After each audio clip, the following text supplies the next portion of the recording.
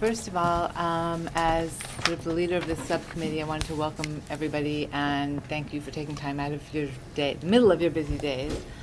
Our goal today is to review language changes and our section of the document that we've been working on.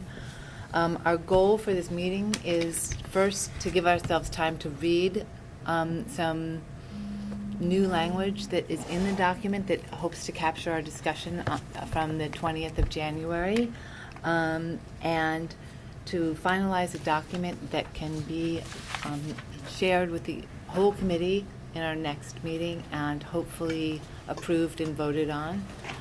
So as process, I'm going to let everybody introduce themselves and their role and why they're here. And then we'll take some time for us all to read the document, and then we'll move into discussion. So with that, I think I'll turn it over to Alice first. Hi, Alice Perry, member of DBRAC Committee. Hector Roche, member of DBRAC and also Senior Equity Manager. Nisha Saxena, member of DBRAC. Jason Trombley, DBRAC Chair. Erin Barnett, Communications Senior Manager for PPS and a scribe for DBRAC today is my role. John Isaacs, Chief of Community Involvement and Public Affairs, and I'm here to provide any support, answer any questions that the subcommittee might need about process or any other support we might offer.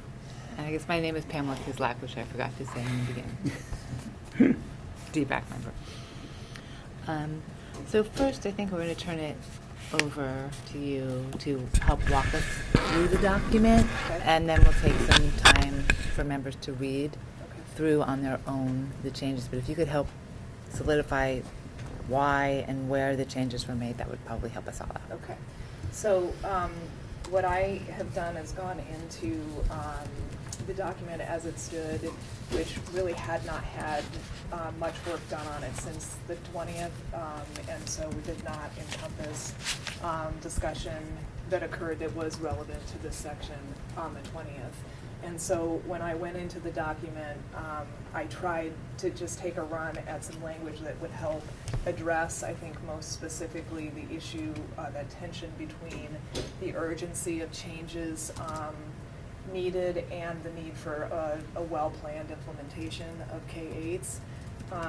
And so knowing that it's sometimes easier to have text to react to rather than to be looking at a blank page, I went ahead and suggested some possible language just as a way for you to have a conversation about your values around this and what you want to do. And so, again, what I've added an introduction, and then I've gone into the recommendations. What I would recommend is that you take a little bit of time to go ahead and read the whole thing through. Don't spend a lot of time on the introduction because we can wordsmith that later. I think that the recommendations are going to be the most important thing, and then we can revisit the introduction.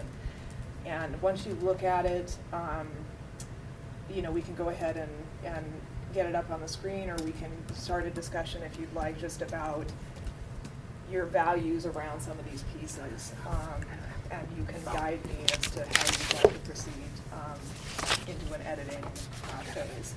So I'm going to stop talking and give you a chance to read.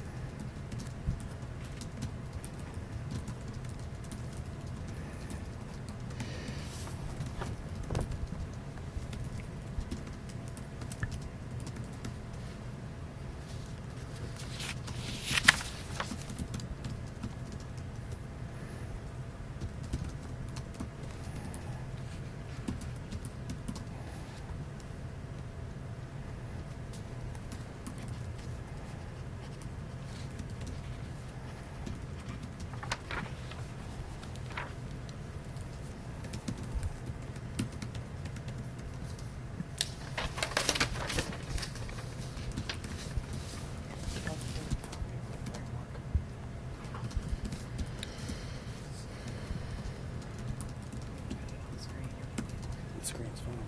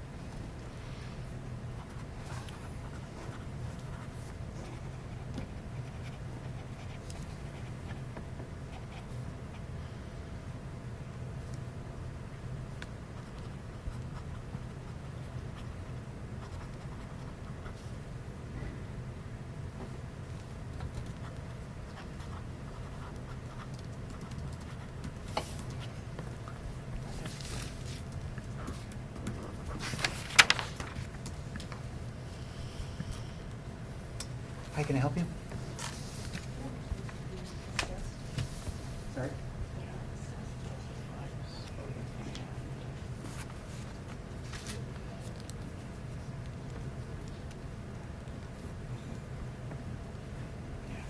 Using that as your frame for the implementation piece.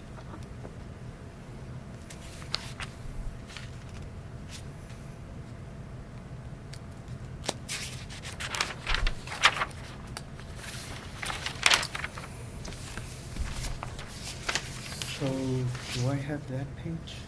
No. This is the original This is framework that we. This is In the that original case- document. Never mind.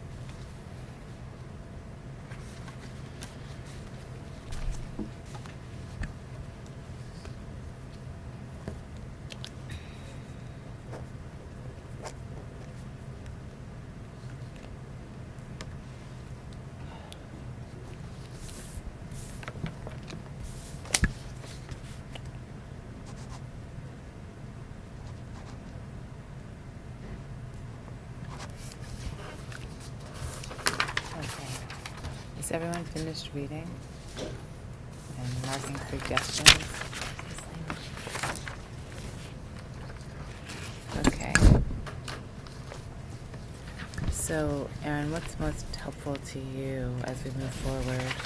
Would you guys prefer to have a conversation about some of this before we actually go into trying to edit, or are you comfortable with me going ahead and just throwing up the screen and starting to try to describe as you're talking? What would be your preference? Well, do people have big issues that we need to discuss, or are we sort of at the wordsmithing stage? Because I think we should get out the larger issues first, if there's concern with sections, before we go down to the editing stage. So I guess that's what I would like to hear first, personally. I have a kind of a question. It's probably a larger issue.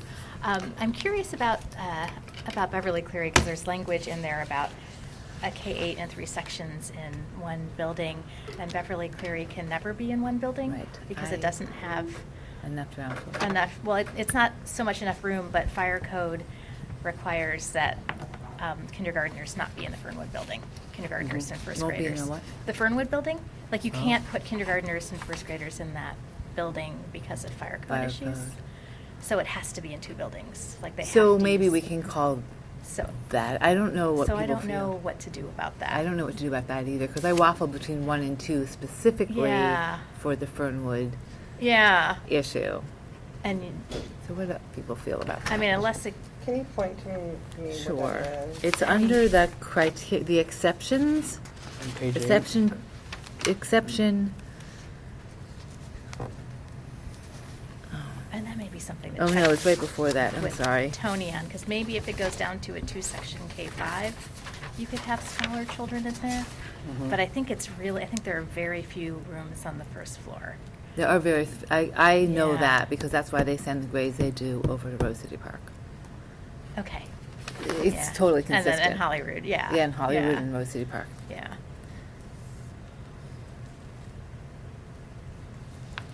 Oh, right here, the 3 sections per room. Yeah.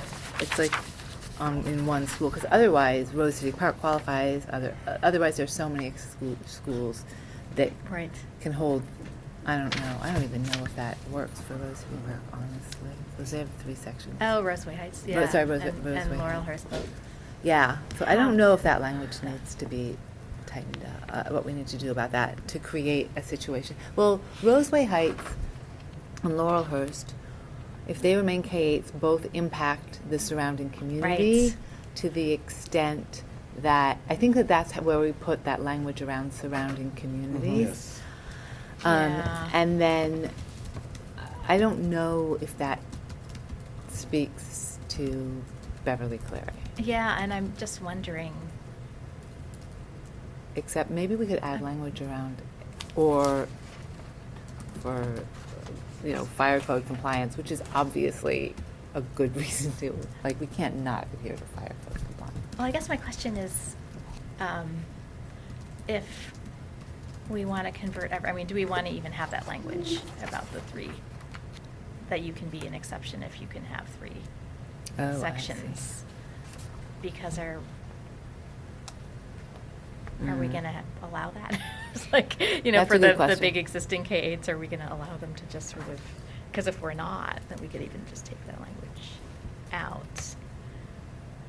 Because there's only 4 schools that fit that criteria. It's just Roseway Heights, Harrison Park, Laurelhurst, and Beverly Cleary are the only 4 that have 3 sections right now. And if we're going to, Do they all have 3 sections at the middle grades? I think they do. Yeah. Those are the only 4 schools that are big enough, and they're all in the 700 student range, Okay. or 700 and above. And the only way that Beverly Cleary does it is on 3 campuses. Yeah. Yeah. I think the big question is Laurelhurst, because the others clearly impact the ability of surrounding schools. Mhm. In one of the scenarios we had, or not scenario, The model. models, in the model, Laurelhurst was going to Mount Correct. Tabor. So I don't know if that impacts Glencoe, and then whatever the other feeder was, I think it was Mhm. Vestal.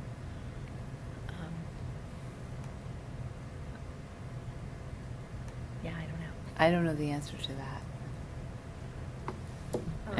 I mean, I guess maybe if we considered leaving that sentence out, how would it read, and try to think through the impact? Or the, I guess that was one of the big questions I had that brought to the questions. One is, this is a particular part of the document, right? right. And so I know that there's going to be another meeting that looks at the west side, right? Mhm. But then there was other pieces in the document, or comments brought up at our last meeting that I'm wondering where, will those come in after these two sections of the document are merged? So that's one question. And then it seemed like we were at one point meeting or making a recommendation, a fairly strong recommendation that we move to a K-5 configuration with essentially 2 exceptions. But at the last meeting, I kind of heard some conversation the other way and considering other scenarios. So I feel like that's a big question that needs to be answered. So what was the conversation? I just want more specificity around the conversation that you're Well, referencing, because I don't So necessarily. there was a question that was brought up by Michael about like our other big reasons, right? Academic reasons, I think he stated. And then there was a comment by Scott in terms of parents in a particular area doing a better job, and I think that, I could have misheard that proposal was gonna be discussed, and, I mean, it really raised the question for me, like, if we start making all these exceptions, Right. are we going to really have a clear framework? And what is gonna be the criteria, and how are communities gonna feel if we start making all these exceptions? Without discounting the work and Mhm. information that the communities are bringing to us, so. Do you want to address that, Jason, or I can take a stab at it? But I think you've probably thought about it. So I think to Alice's point, and this is kind of what I've heard, but it's more so my perspective, in that what we have put in our original framework was in a way for us to say, by what clear standard are we going to have K-8s? Excuse me. Because the biggest thing that we've heard in the early listening sessions and when the PSU had done its original assessment report, that one of the concerns raised that by communities generally was going to be around that there wasn't going to be a transparent process. The decisions weren't going to be clear as to how you landed on one decision for one community versus another. So communities felt like there was going to be some kind of who could influence somebody that could protect their school. So I think that was the tension that has been playing out in both the K and the middle school discussion. And so I think that's why eventually we landed to this, a very clear, metric based on facilities. What can the building actually hold as your agnostic criteria for what, if you're going to have a K-8, what are the rules in which it stays? I mean, while acknowledging as, parent communities being involved in the schools has been a big driver for keeping K-8s sustainable in any situation, but it also comes back to a piece in our framework that has said, it's the district operating what it can financially maintain and sustain in the future as kind of that base. So I think that's where we started landing on some of these more specifics, 3 sections in one building, and this other component now of like if it doesn't impact health enrollment at other neighboring schools as a way to be sustainable. And I think that criteria, the third criteria that was added based on there was some discussion at some table, I don't remember the exact configuration, but Nisha had brought up the issue with Sunnyside, but we added non-neighborhood focus option, and it should be, and maybe DLI, I don't know, like, the reason DLI isn't in there is because if you change X school to a K-5 and it has a DLI component, Right. then it's like this weird mismatch, and that's the only reason why DLI isn't in there is we couldn't conceptualize how you could have a K-8 and a K-5 in the same building. Right. But the non-neighborhood focus option, so creative science, access, Odyssey, and Sunnyside environmental. Well, that's neighborhood. That's a Sunnyside is question. Like, that's the neighborhood, question that we don't. And I actually, think- Hayhurst has a K-8 and a K-5 in the same building. Right. Oh, does it? Okay. Yeah, because Odyssey's K-8 and the neighborhood program. So I guess it was it's Winter Haven, I think. Yeah. Well, that's Um, 100% focus option. Right, it's 100% It's focus K8. option, but it's K-8. So we Yeah. wouldn't, and creative science is basically 100%. So we were saying that that was outside of scope to deal with, right now, to deal with focus options, schools that have focus options. So that was our way of eliminating those. Not to say we will never deal with them, but to say for this recommendation, because we don't have enough information about the benefits of them or the Right. drawbacks of them, we're not going to talk about them. Well, and Sarah, in their analysis now, right? Said they that- don't That white significant- paper said Mhm. it's actually not an impact on, it actually right now is helping somewhat with relieving overcrowding. So in terms of the scope right now, Yeah. So what are we doing with Sunnyside, which is de facto a neighborhood school? So Right I now, think with a focus. where, and Sheila, you might remember the discussion, or Hector, that we had at that second meeting and want to speak to that? More clearly? Sunnyside? I've already. The only thing I remember is we said we don't have enough information as DBRAC to make that call, and we were putting it back in the district's lap. That's kind of what I remember. And that was at the meeting where we just turned our chairs around to face each other, not the meeting where we went into a separate room. So that's kind of my recollection. Sheila?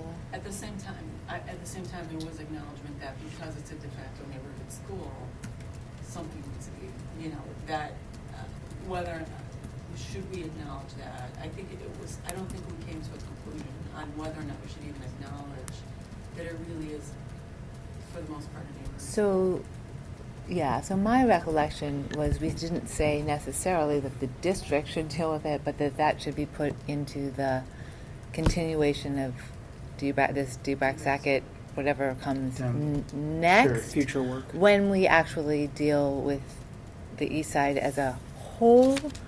I think that was my recollection, was not we're going to back off, No, but we I wanted think more that sounds right. information so that when we look at the detailed implementation of the east side, because you're right, it's for K-5, it's de facto a neighborhood school, and there's 10 slots that were filled for 6th grade.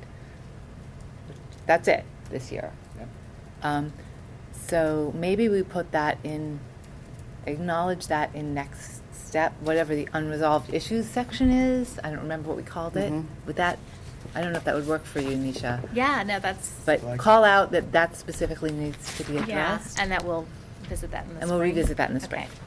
Yeah, Are no, you and I'm fine, comfortable with yeah, that? I'm fine with that as long as it does get addressed in the spring. Yeah. And Yeah, it's I think not- that's part fair. of the east side plan. So can somebody tell me more, so why is Beverly Cleary, why are we talking about Beverly Cleary? Are- Oh, Are we saying? Because it's always going to be in 2 buildings. Even as a K-5, it has to be in 2 buildings. Okay, that Yeah. answers my Because question. building configuration. That answers my Yeah, question. because of the Fernwood So building. it's not being about so funky. staying a K-8, it's more about, even if it's a K-5, Yeah, it can't make Right. it. now, So, So can I question that for a second? Because there was a scenario where Hollywood was part of Laurelhurst. and that So- was because the How did Fernwood that building was a middle school. Oh, you got it, Yeah. thanks. So it's about kindergartners in the Fernwood building. Thanks, that works. Yeah. That's right, right? Yes, Okay. Fernwood's the middle school, and then, Yeah. it was the kindergarten at Laurelhurst would be it. Yeah, Thank you for that refresher. With the boundary change proposed in scenario 1, because it had a lot of kids in Laurelhurst. yeah, I don't. so could you remind me, what's the K-5 then that would feed Fernwood? In model, we'd have to go back and look. Laurelhurst and Irvington. Laurelhurst and Irvington, yeah. Okay. Sort of like the old days. No, it's okay. Can we clarify just 1 second here, please, on Sunnyside? So what you're wanting as your resolution is the issue of Sunnyside is both whether it's a focus option or a neighborhood school, and whether it's a K-5 or a K-8. It's those 2 things. And you want this to be addressed in the section in which we talk about things that will be dealt with in the spring. Is that correct? Okay, I can go in and take care of that. So- Yeah, super, because if it's a neighborhood school, then it needs to be dealt with consistently with the neighborhood Mhm. schools. Yes. And if it's a focus option, then it needs to be dealt with consistently with the focus option schools. Like, there needs to be some level of consistency across what we're doing. Yeah, and if we decide it's a focus option, we may Then there's- need to take Change the the neighborhood Yes, kids we- yeah. out of the We need to school. lottery the kids that are in there and. Yeah, and change the boundaries and Exactly. move everyone out, which Okay. is a big undertaking. And then with Beverly Cleary, what I'm you're not trying to resolved with clarify that. with Beverly Cleary here is whether, in essence, you could have So I think across 2 buildings. so what we know is that we can't have younger children in the Fernwood building because there aren't enough first floor classrooms. You can't have a K-5 or a full K-8.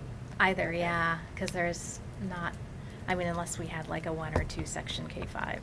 But apart from that, I think we have to use the Hollywood building, whether it's a K-5 or a K-8. So could we list that as can we list that as an exception? I don't know, but like due to fire code, we recognize that, I don't know if I'm advocating for this, but just putting out as a proposal that Beverly Cleary could remain in 2 buildings, understanding that those buildings are these 2 specific buildings, because due to fire code, they can't put kindergartners in this other building. Like, I don't know if that becomes too many exceptions, but. Yeah, it's just this, It's K2 that weirdness. can't be on, have to be on the lower level. or is I it feel K? like Hollywood is K1. Right now they are, yeah. Right No, now, 1 is or- in Rose City Park, 1-3 Oh, is in so Rose City it's Park. K and 2 Because with the 1. issue for the fire code, right, is K through K1, 2. yes. Mhm. Yeah. K1, 2. I think they can put a small number of younger kids, like there's a couple of first floor classrooms, but not enough for all 3 grades. I wish Tony were here. Could speak to the funkiness of that building. So you're wanting to, it seems like you're moving towards a possible way of nailing Beverly Cleary, that you could explain this exception regarding, it's a facility limitation based on fire code. Yeah, unless we're moving the whole school to a new building, then we have to deal with what we have. Yeah, and we don't have enough buildings to, Right. I mean, And there's, to be honest, Rose City Park has very few first floor, I mean, very few first floor and basement exit accessible rooms, so I'm not sure that peeling off that section of, I don't know, but we would need to find out if peeling off that section of the Beverly Cleary boundary it probably wouldn't even solve the problem, because it's not like Rose City Park has this expanse. no, I mean, and that's kind of what we're trying to do Right, that's what we're doing sort of now. a disaster. Right. But I think even, I feel like we have to open Rose City Park as a K5, but even yes. if we do that, I think Beverly Cleary is still going to be a K5 in 2 buildings, because of the fire code issue. But that. So does that belong in our, No, Yeah. I just like it the whole. So it it's has to not be in one actually an building. exception, because we're saying, oh, is it, the It's question. K5, it's just gonna be over 2 buildings. It's over Yeah. 2 buildings. As opposed to a K8 that needs more than one building to be a K8, Correct, which is what Yeah. you're dealing with in your section, right? yes. Yeah. So maybe just to have that Yeah. as a note, and Erin, if you could help us craft language Okay. that Yeah. addresses the legal implications of why we need to do it a certain way at a specific school. I don't know, if you could draft Okay, something that we okay. can respond Yep, to, okay. that might help us with that issue. Okay. And maybe at some point we're taking a little break and I'm doing some crafting for you to look at or whatever, Yeah. if we keep moving right now. So any other large issues that we want to? so Alice, did we get it, okay.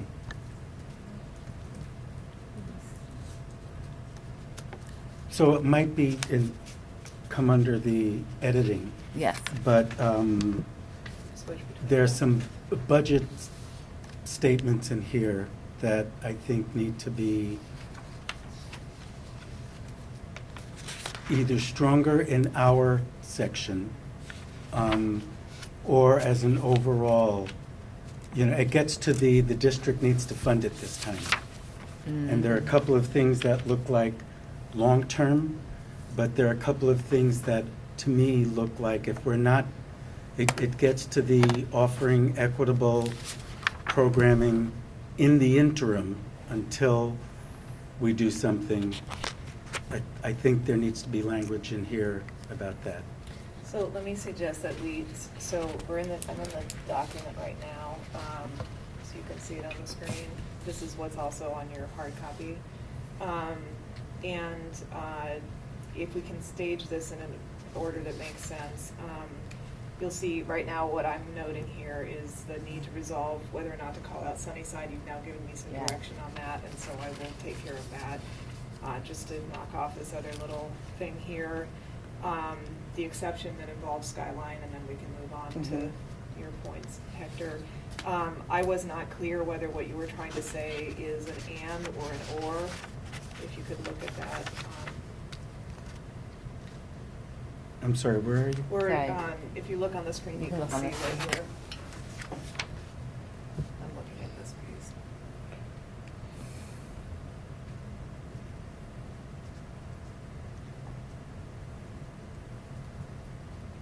I think it needs to be an and, because there's so many schools that are on, That fit either. that fit one or the other. But I don't know. But Like do you- some fit both is the question. I The don't only know other how- one actually is Fabian, where kiddos from Hayden Island travel Yeah. about an hour on the bus to get to Fabian. Yeah. And it's a separate kind of exception. But Fabian is Is covered in covered in exception exception. too. Mhm. Yeah, so- no, I know. Correct. Fabian actually fits under both So maybe exceptions. we keep an and here. I think it's and because I think having an or, I would read that as an opportunity for the latter statement, potentially unsafe commute for students. There's a lot. I could find any kind of arguments to that, therefore that. Crossing Powell being one of them. So that exception could be Pitfalls in manipulated in a lot of Mhm. ways. Mhm. So I think by doing the and clearly tightens it up, and so I think one, maybe two schools at most fits Yeah. that rule. Yeah, because I it is like true that. that otherwise it's also about, unsavory individuals on the kids' walk between here and there. I mean, there's a lot of neighborhood-related safety concerns and, Right. okay.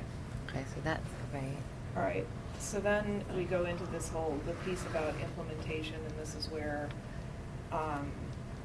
you're starting to mention, Hector, about, it seems like you want to wrestle a little more and get to more of a definitive statement vis-a-vis the January 20th meeting about the tension between a planful implementation that serves students well and the urgency of existing and equitable programs, and how much you might want to push on what might happen in the interim if you're not implementing until 2017.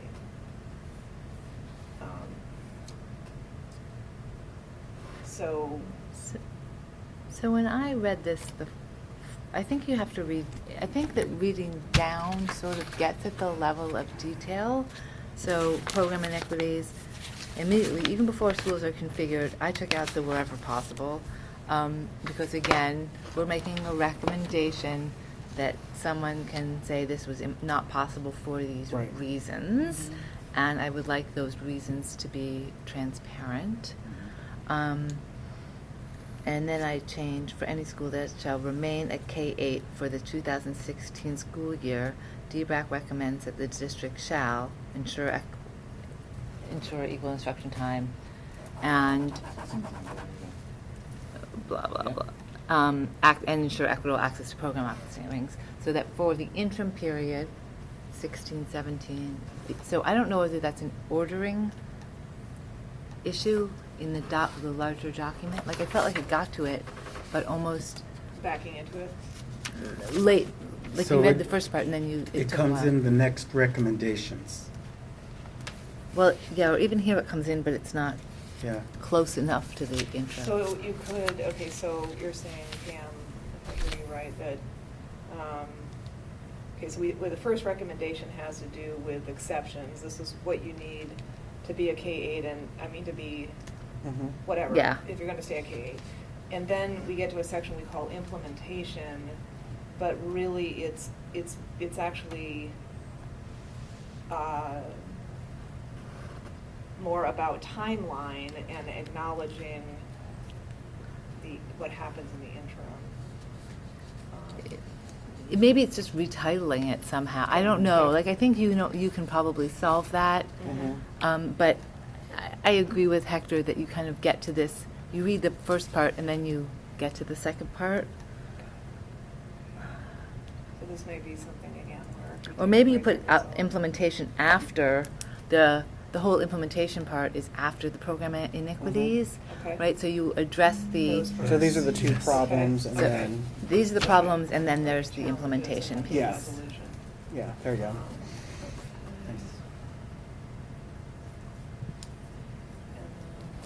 And so it's not an at the same time. Correct. It's- These are the two challenges we see. Because to do that, I want to clarify, if you see where I am right now in the document Mhm. on the screen. Yep. You initially had the history and impact of and I added Mhm. hasty budget-driven conversion, which is addressed in the introduction at a later point, Right. you'll see. okay, this time resources planning time and community input must be in place, but you had said before or coincident with. And that was confusing to me because either you're saying you should have it before, or it's okay to go ahead and implement without and do it concurrently. And I don't think you're saying both of those things. I think what you're saying is you want this stuff in place. You want to take time and you respect the need to have time to do some of these things, but that doesn't mean there isn't things that could be done in the interim.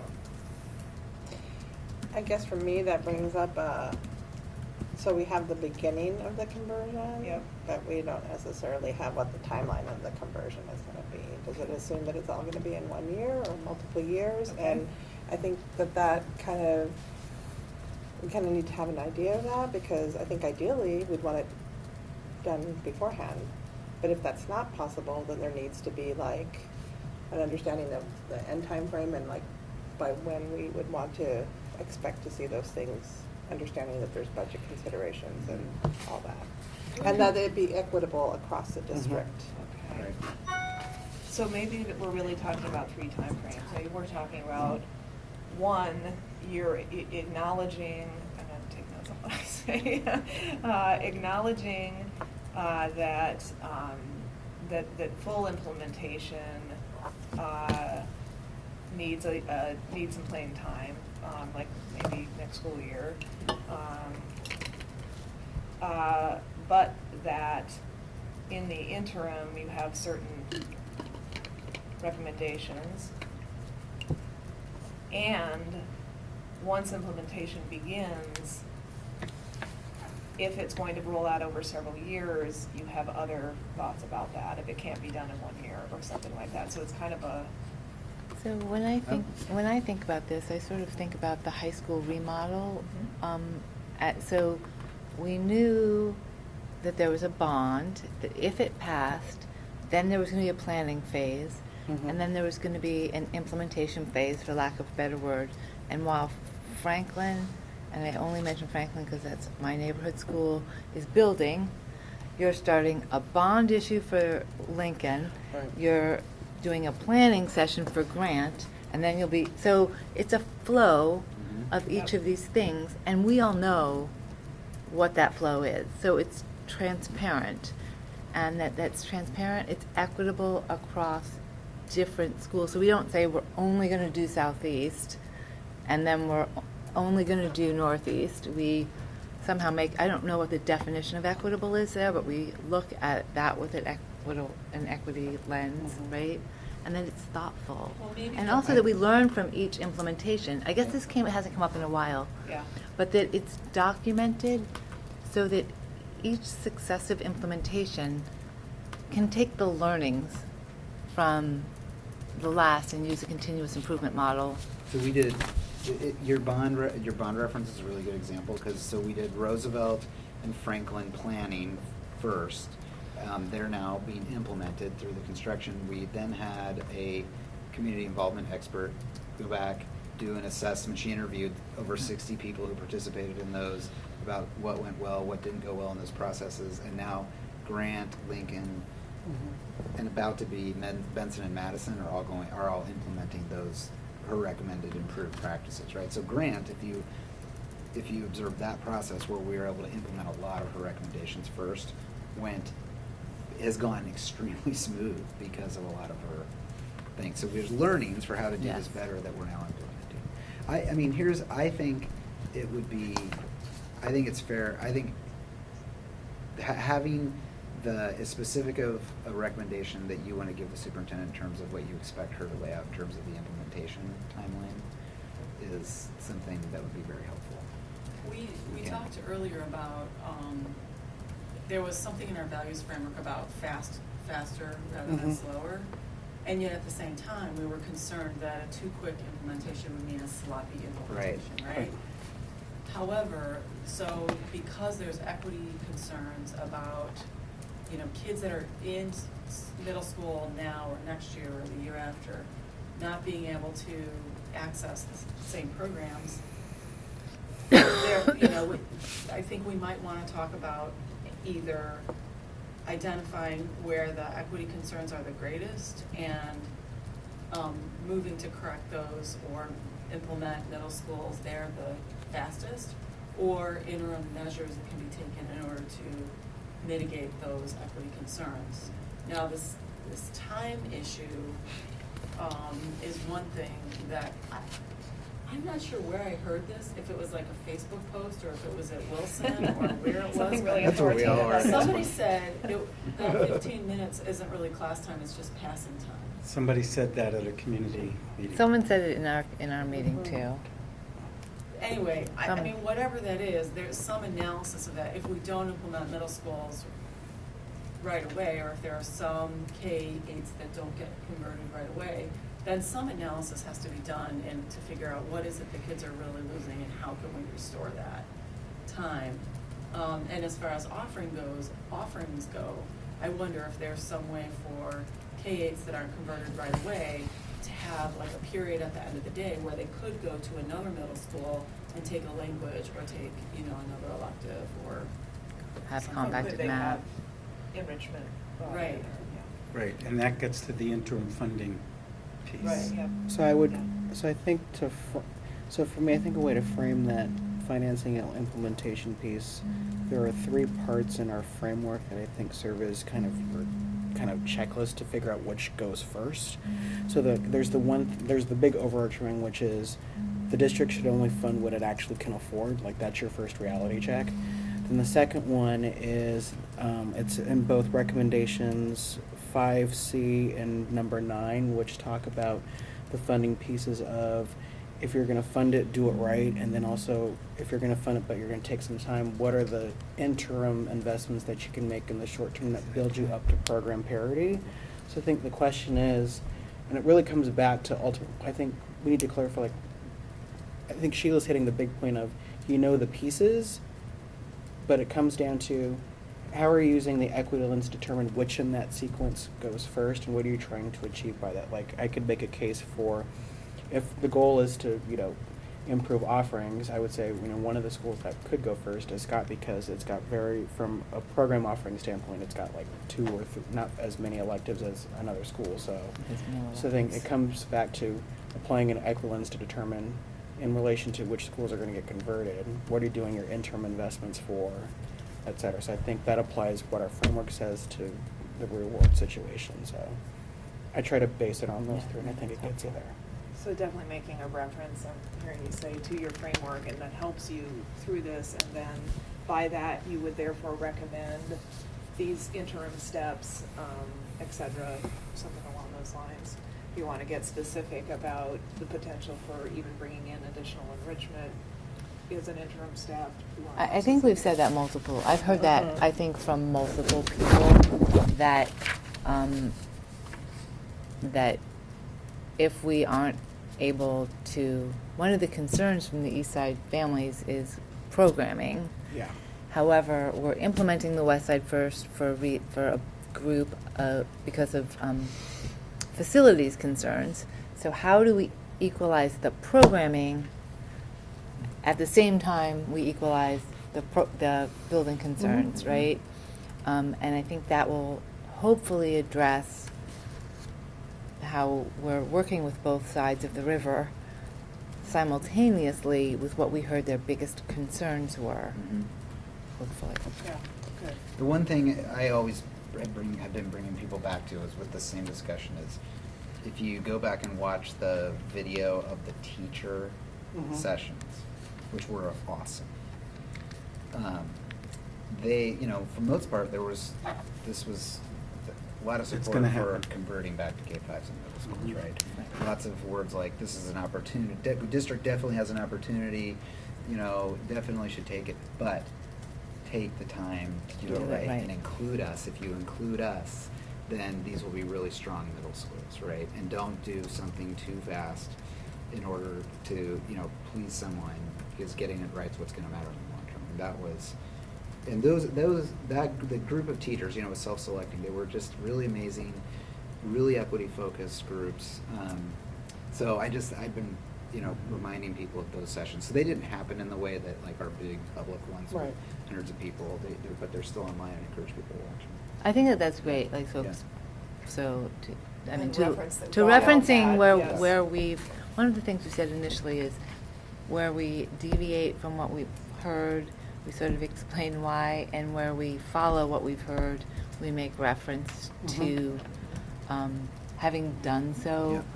And so I just think any opportunity to explain either or is a best practice we should try to follow. So since we're talking about the equitable offerings, it's kind of a specific edit, I guess, but since we're there on 2, I think it was not just the number of elective offerings, but the type of elective offerings Okay. as well, that we want to capture And that in that. you are looking. The last Very end. page, number 2, second sentence. Page 9. Second what? Second sentence. Number 2, second sentence. So community-led effort in the fall of Okay. 2015. The degree of elective and type, degree and type. It says, publishing the number and type of elective offerings. Okay, the number. Mhm. Oh, okay, the number and type, sorry. Yep. And I don't know if there needs to be some sort of similar thing. It seems like this page is kind of clarifying this page, so I don't know if it needs Mhm. to be, if somehow Up it here needs too. to be Yeah. there too, but. Sure.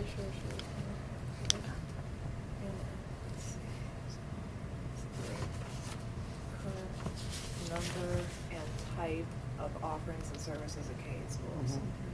Okay. Good. Yeah, and later in the middle grade section, we're gonna make a table that shows, when we talk about the number of minimum enrollment for middle school, and it'll show an example, which is Lane, because it's right about at 479, 450, 479. And it'll give you the examples of the classes that can be offered at that level as a way of showing a base level by comparison to what's offered in a K-8. So that will Right. be helpful. And that's gonna be without regard to extra foundation dollars or something like that? What's because- funded in the core funding? I think that that's how we have to The core, use that's that right, and in language. fact, we Funded haven't by been core emphasizing PPS that funding. enough. Yeah. And I need to, that's not very well articulated. Yeah. Because that's a It's big not source of good. the inequity, right? Right. Yes. Some source of the inequity. It is some, right, because there, I mean, that's. Yes. a whole It's, other- It's definitely but a it's, source of it. community, it's perceived to be the biggest driver for, Right. yeah. The way I would state it is funded by the general fund through the staffing formula.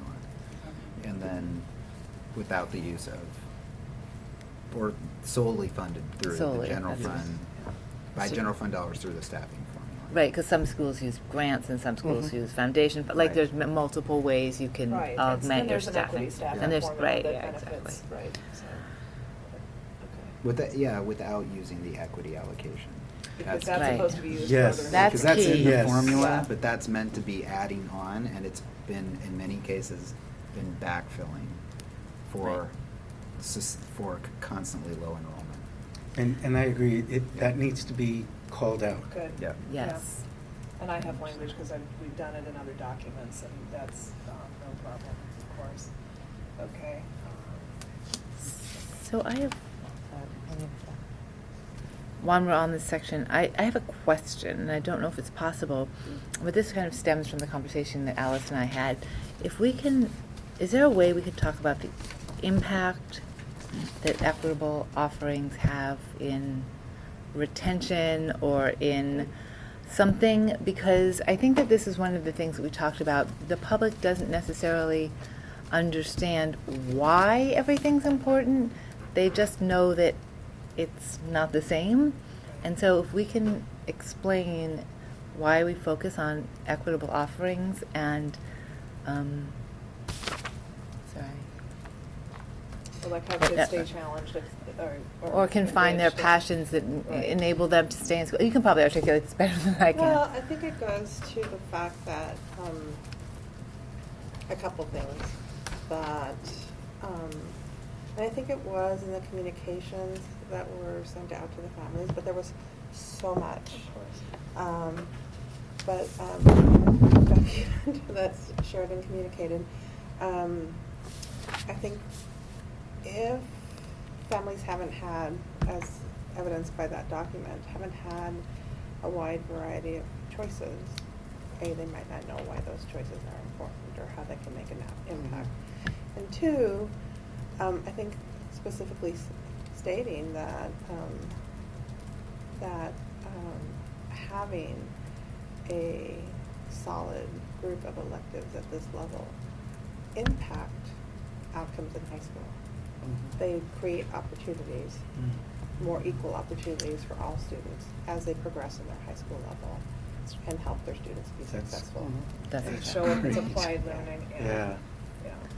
Well, I mean, the sports and Jefferson dance, Nisha brought up this issue too. No, we see it at Grant. The students who had band in middle school do band in high school.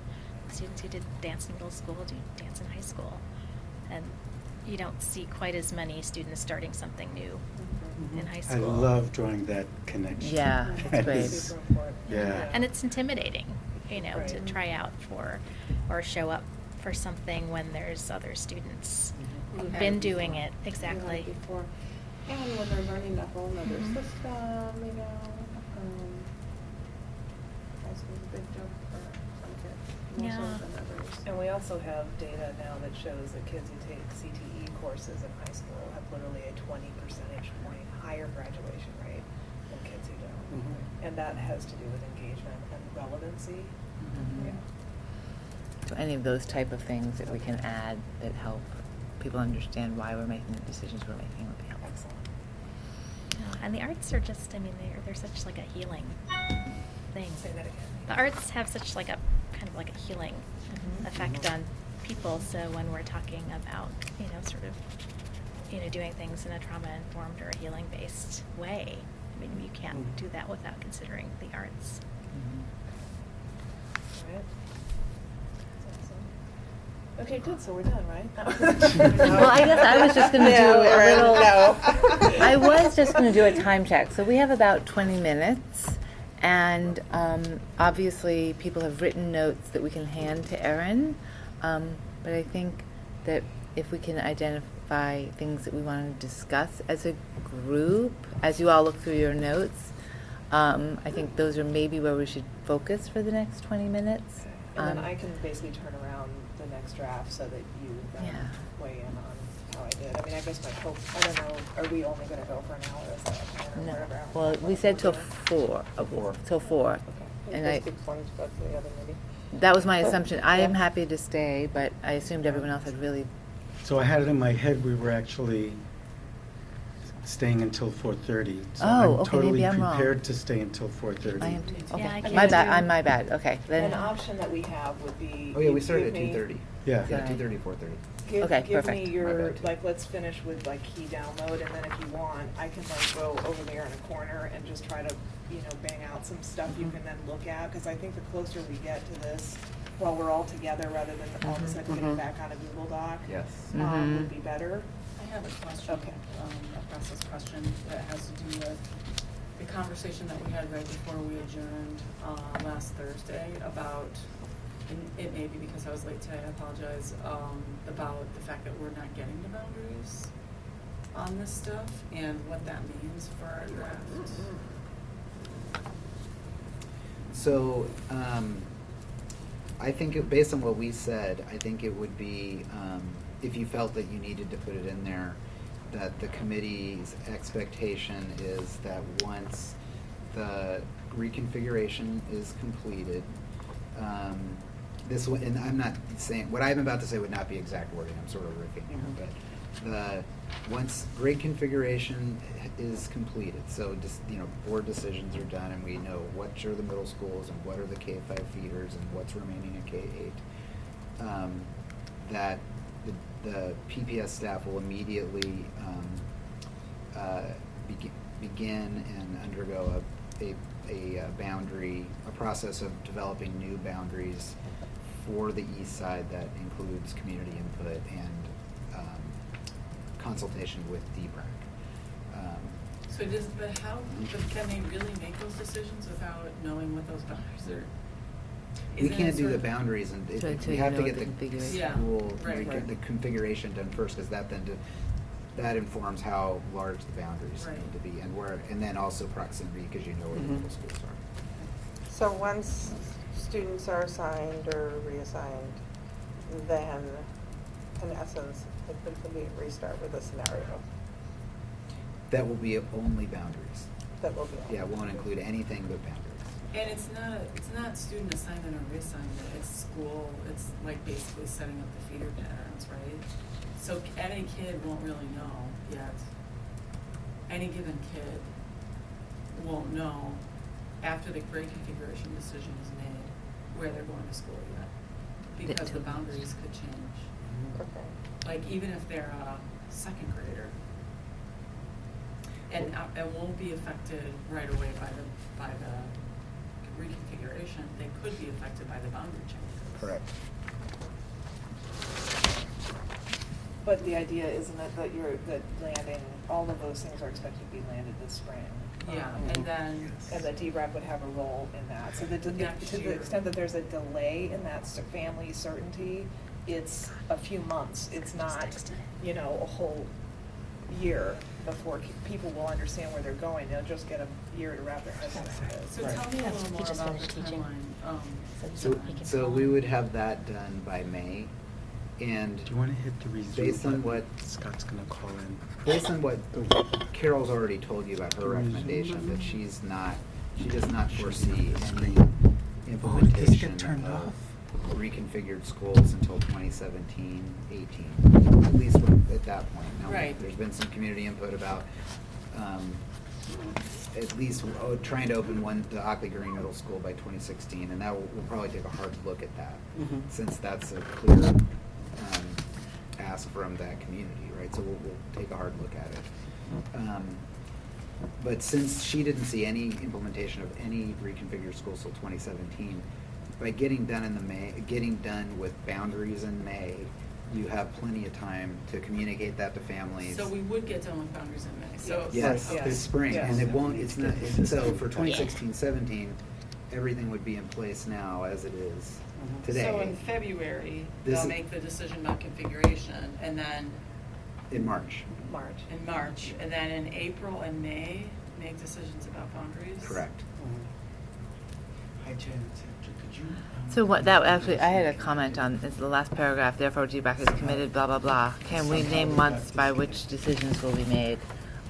Yeah, or- that's what I Yeah, mean. I mean, I think that we need to This name is what I was months saying. to get She at said, that Our question. expectation So, yeah. is this, and that we've set that expectation with you, so I think we Totally. should put it So in there. regarding, Put it so in there. if you go to the very end of what we have now regarding family certainty, thousands of parents, et cetera, blah, blah, blah, therefore DBRAC is committed to working with PPS, and, you know, my language is probably not like you.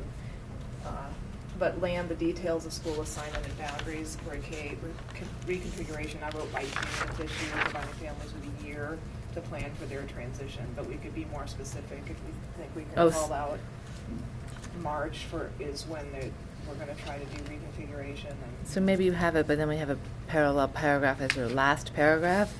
Yeah. Committed to work with PPS and land the details. I just didn't remember all the way back here as a reader.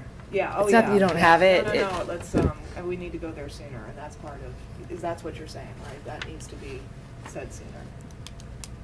Yeah. Okay. Or maybe repeated, Yeah. because it's the Yeah, thing that it's a big everyone's deal. gonna focus on. Yep, yep. Okay.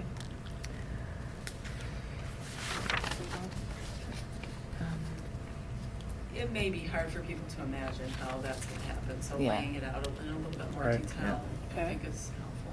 Okay. And detail that's something we all can actually commit to, because I would Yeah. hate to overpromise. I would Because- rather underpromise than Mhm. overpromise. You know, if We- we're talking about March finalizing the reconfiguration, April releasing boundary scenarios, then we have a whole nother set of public input Yeah. on the boundary scenarios. Yeah. So it'll be finalized by September, honestly. I mean, I don't know how we'll wrap it up in June. We need to get we will push hard to get Okay. them done by the end of the school year. Okay. For logistical reasons, because if we're, okay, so, Staging of facilities. yeah, staging of facilities, getting, planning going for the new middle schools, and especially if you want planning that's gonna involve all stakeholders, parents, teachers, that all needs to be implemented in the fall. So by 2016, you want You're the moving community forward. fully engaged in planning our new middle schools, right? That are gonna have more programming, input from. Are you gonna read the next With, one? district-wide standards and local input about what each community wants. Got it. And obviously includes teachers and principals, and so in order to get that going, where you're in the planning and visionary and planning program, we need to have these boundaries done this year. Super awesome. Yeah, Great. and then we also have maximum time. Now I'm putting my communications hat on. That gives us plenty of time to get them communicated. People can get used to them. And then the last thing I'd say, if we're gonna have any shot at trying to get one, let's say we wanted to get one middle school open for next year, they definitely have to be done this year, because we will never get there. So we will just really push hard to get Okay. So Erin, are you capturing some quick edits? I am. So I would love to go put my head down on this for a couple minutes and try to get you some language. I don't know. So can I give you a Yes, couple? please. And I have Yeah, some I- as well. Okay, Go good, ahead. sorry. I didn't see So what you were un- leading up to. Under values, on the very first page,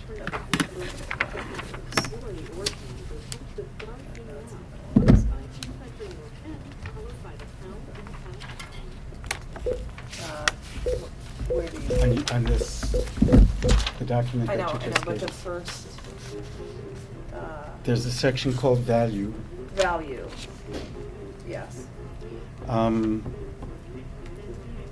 So you can tell Scotty can call in. Okay. You have DBRAC concluded that PPS can successfully operate a system of both K-5, 6-8 schools and some K-8 schools. I would strengthen that to say that meets specific criteria. Okay. I would also say primarily K-5, K-8 schools with, yeah, I think that's great. Yeah, so the can message- successfully operate a system of primarily 5, 6, 6, 8, or Yes. 5, that's what you have With already. the exception of some schools with specific criteria. I don't know, Hector said it well. With some K-8 schools that meet specific criteria. Yes, Yeah. outlined in this document or something like that. Okay, outlined. Um, On page And by doing this, can more uniformly and sustainably meet these core values, which you've just stated above. Okay. and And then, that may be a place to add about the without additional funding, blah, blah. Yeah. Okay. And then, under exceptions, Okay. instead of rules, I would use the word criteria. Okay. DBRAC recognizes several exceptions to these criteria. Okay. And then we've already talked about my other edits to firm up the budgetary expectations about this, both for the interim and for the long term. Right, that there would be a PPS investment in the interim and the long term, right? Yeah. And they're listed under the recommendations. Is that the whole meeting? Yeah, but Scott is calling in. Oh, he is So, now? yeah, so if we Oh, have him okay, on okay. hold, I thought he yeah, if decided we have him not on to. hold, we won't hear him. Okay.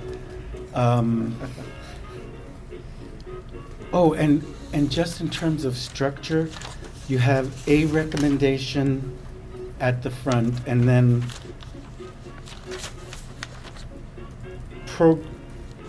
program inequity Do we have a number for Scott recommendations. to call in? I sent in the email, but I can, I will look at overall structure because it's all Yeah. messed up right now. Yeah, that's, I was gonna say, if we can just look at that, that'd be great. Yeah. He'll get on and then we'll take a break, right? Right. Do you want my But you other- can fill him in, yes, Alice, I would like. more, Okay, please. so on the fourth paragraph in, we've heard from many school communities that believe that converting back to mostly K-5s and middle schools path is the best path. Many other families from Chavez to Laurelhurst to Skyline do not want their K-8 schools to change. I'm concerned about the weight of the first sentence, put school communities, and then the second sentence, put many other families. Families, thank you. Because I think like whole community showed up, and I, Yep. I don't Yes, want it to that's seem good. like, you Got know. it, got it. Okay. No, Great. thank you, this is so important, please, that's great. And- So many other communities from Chavez So to the phone Laurelhurst. number Now, and is is that, do you not want their 1-888 K-8 schools to change, should it be said in the 585 positive? Felt great value in their 9008. K-8 schools and That would be therefore great. did not wish for them to change. I think that And then the would- code he Yeah, it needs should to go put the in value and not the is negative. 346 Great value. 083. And then, tell me when you're ready, because I also know you're typing. It's okay. That. Okay, go ahead. And then in the next paragraph, yet our values and the analytics are clear. Yep. And I guess, and this is just me, but I know, like, if I'm asking the question, communities are gonna be asking the question. Just like, I think we need to be prepared to, like, be able to say what those analytics are, because we've looked at so many different things. Like, we can say this here, but we better be ready to point to Okay. what we're talking about. And by that, I think I'm talking about the whole core program versus facilities analysis. But if Okay. that's not feeling like a strong enough analytic to you, then we can change that I'm language. just saying we've looked at many analytics, Mhm. so I think Okay. we just need to be very specific. Maybe so call that- out what the analytics, Okay. specific analytics are driving Okay. us to this decision. Okay. And then, the last sentence, I think, well, I just like know, youth are very concerned about being called kids. Kids, okay, So- so, in fact, I never use the word kids, I wrote that too Yeah. quickly. So I don't know, and this is not good either, but I said, and due to enrollment, staffing, and facilities limitation, our K-8 schools are not producing the outcomes we want to see consistently across the district. That way, we're recognizing that some are, and But that consistency is an issue. consistency is an issue. Great. Well said. And then my last thing, and I'm taking off my DBRAC hat here, and I'm putting on my partner hat. But in the third paragraph, Latino Network hosted some of the bilingual sessions, and I know that, Oh, totally. The best Oh, yeah. attended one we've ever had. so. Yes, thank you. Yeah. Yes, I see how that didn't come up. Thank you, absolutely. Absolutely. And I think we went over my other ones that I had concerns with. Does anyone else We should have- also call out, you got Apana. The Apana we have. Network. Do you have the Center for Intercultural Organizing? Yeah. you do. Yep. Okay. Anyone else have? Alice, thank you. Scott? Is it a party? Oh, yeah. It wasn't until Can you you have joined. volume on it? So, you called in just in time for us to take a break. Wait, well. Well, almost actually, just in we've got a time. couple of more Couple things. more things. But then maybe during the break, we could catch you up a little bit as Right. Erin's going to try to implement some of the changes we've talked about, and maybe we can take a moment to catch you up on where we are, if you have a minute to wait. Where we are is people are giving their micro edits or their word-by-word suggestions to Erin so that she can go off and take a few minutes to try to craft some language that reflects concerns. So I think, Hector, we've heard your I'm good. concerns. Nisha and good. you're good? Okay, so I'm just going to share a couple things that I have. I heard John say, well, the district's going to take a hard look at whether they could implement Ockley Green on a compacted time frame. So in here we say we concur with the superintendent's recommendation to delay to 2017-18. We might want to reference that as, I mean, not an exception, but as reflecting the community's clear input. There, Is that going to be an equity issue? I don't know. I mean, Honestly, I would see it as the equity lens to apply to it would be, if you do it that quickly, can you do it with the same level of fidelity you can to everyone who would get that whole extra year of Right. planning, Yeah. right? So That's what I mean by hard look. Like, it would be inequitable to, okay, say, all right, we wouldn't be responsive to this, rush something, not do it well, and then everyone else gets this full year, and their implementation is smoother. Yeah, The but is thing it also that those parents are screaming the loudest and that's why they're getting? Well, I don't. hard So look. I'm speaking for myself now. I'm not speaking. We haven't had an official discussion here. I think given that it's Jefferson Cluster, and this whole process began With the with Jefferson Cluster. Yeah, so they feel like they've been waiting They for feel like they've been years. waiting. I think it's equitable if it's possible. And again, I want to say this is John Isaac's personal view as a staff person here, but we haven't had it. There's no official decision. Right. If it's The possible. other piece is that they're not talking about creating a middle school, which takes time. Right. They're talking about keeping that 5A pretty much intact that first year, and beginning to feed some kids in from other schools. Right.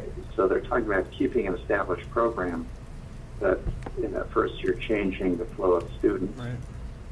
Okay. That's It's great. a unique situation Yes. because it's That makes only a it 5A feasible. already Okay. there. Right? And it's already got the facilities upgrades. And then the five needed for the middle fives grades. go to sixes and then you don't Right. have. Yes. Right. Exactly. So I yeah. have a question, is that, were you reading something that is already in the report? You know, No, I just It- was it's just- keying It's off, saying it's I was not keying there. off of a comment that was made during our discussion. That we would take So- a hard look at. that- Right, so, but my question is that part of our work? That feels like that's the superintendent's. It is. It is definitely the Yes. superintendent's role to take a look at whether implementing that is. But it's totally within DBRAC to make a statement that says, Please look at this. please Right. look at it. Got So- it, so got we're- it, got we're it. saying something Okay, like- okay. Right. It's like we're acknowledging that the earliest K implementation could be 2017, but, Might be Given the unique given the unique circumstances. circumstances, and that Yeah. a community has demonstrated that they, would like to feel some change earlier than what the superintendent has illustrated, we advise the superintendent consider evaluating the feasibility of implementing changes into the Jefferson cluster for fall 2016. I think also Something like they created a very concrete plan. Yes. And it's in ways, phased, And it's concrete phased. and phased plan in ways that many, I don't know, I don't want to give a directive, but I think it, maybe we could say, look at the potential to, I don't know, but like, Yeah, or just evaluate evaluate the whether it's community. possible or not, Mhm. because I think it's fair. If And I it's would not say if we possible, do, don't. to include some of the language that we just heard from Scott and a couple of others about here's why we think it's worthy of looking at now.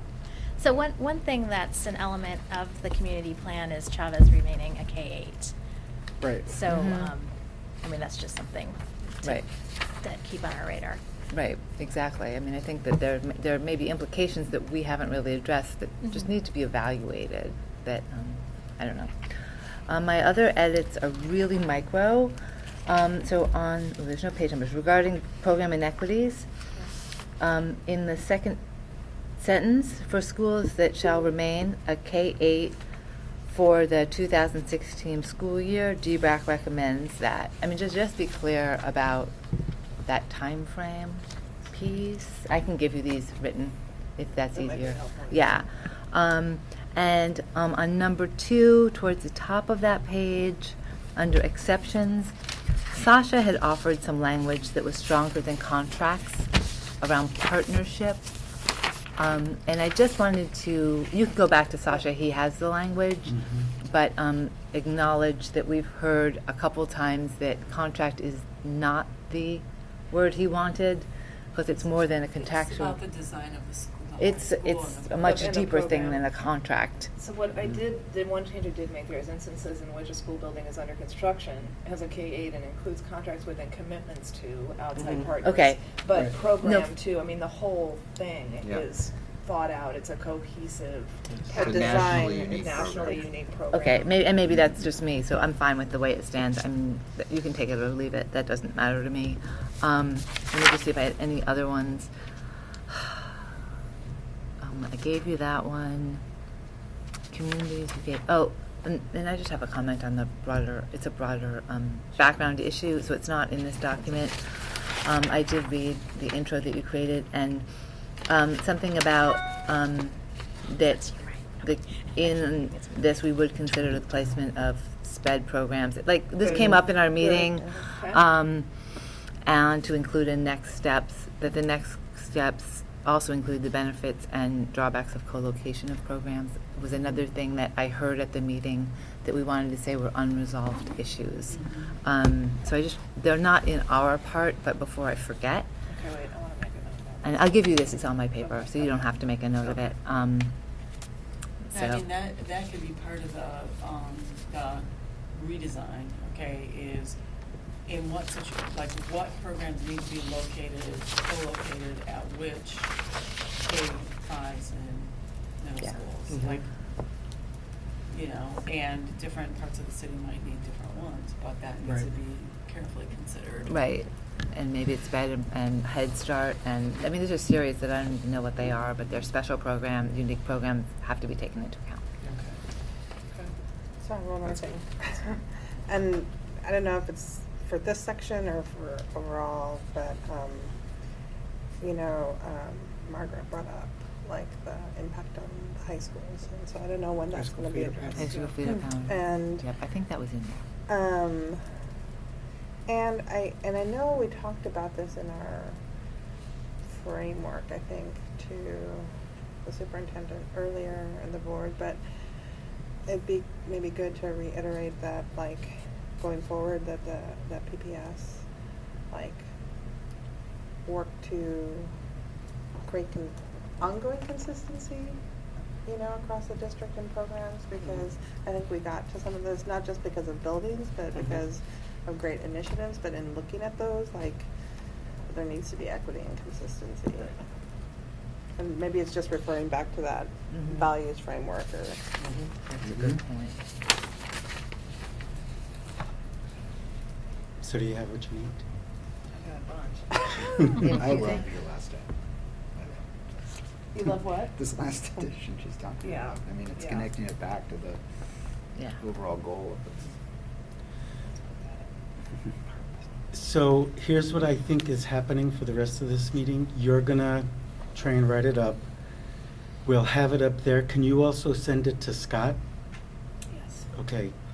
So Well, Scott, I don't know if you want to hold on or call back in. do you want us to Talk take a about- few minutes to bring you up to speed on what we had talked about prior to your being able to join us? Would that be helpful? That would be great. Okay. Okay, so we're cool. just missing Aaron. Aaron's going to go right, and then someone is going to Let's make it a series. brief Scott about where we. I'm going to the little person's room. Someone want to take that? Also, it's in the Google Doc, so if Scott Yeah. opens That it. is the Google and Doc. it's Oh, Google, so got he it. can see Get it all, in the Google so he Doc. can see all the changes right there. Oh, super. Okay. I'm just- So really, what we did is had time to look over the Google Doc, and then spoke to the broader issues that were being addressed, and then micro edits. And I think you'll be able to see them all in the docs. So Aaron sent me an actual text. Yeah, and that's where we started with what was in the Google Doc, and now the Google Doc has a bunch of notes. So if you look at the thing I sent you, that's where we started from today. And in the Google Doc, you'll now see half edits and lots of notes, and that's what I'm gonna go make pretty. Okay, I'll see if I can actually get into that Google Doc.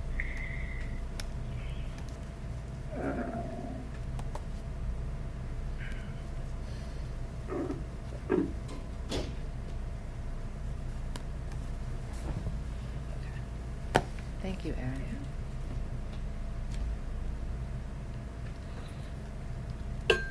This is a lot better than covering a homicide It's a at the great scene work and having today. to send it into the newsroom, so. Can I take your, no, you probably. Yeah, no, this? I don't know if I'll get down to I don't know. it. Sure. Oh, wait, you know what? Erin, sorry. These are the actual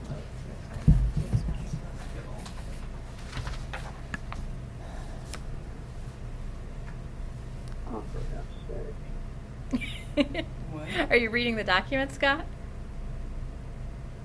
No, I went into Google Docs and it's treating me like this is the first time I've ever been here.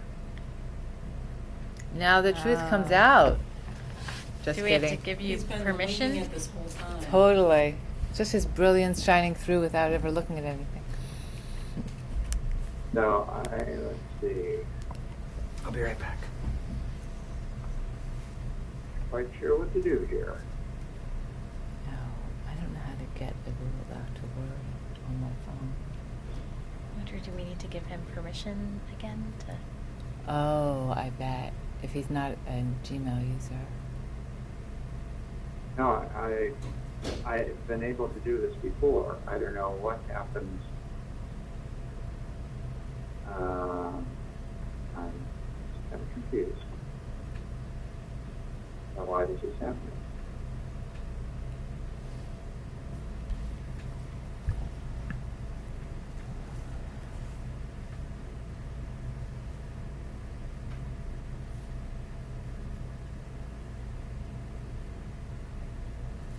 Let me try again.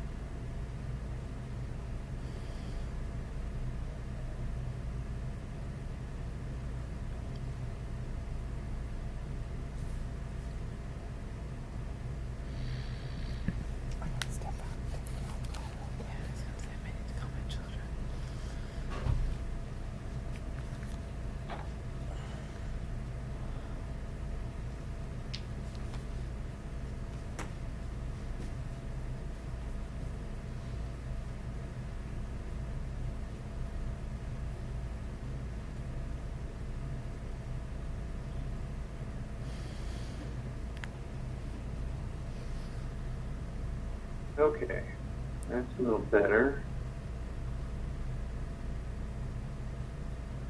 Now, where are you?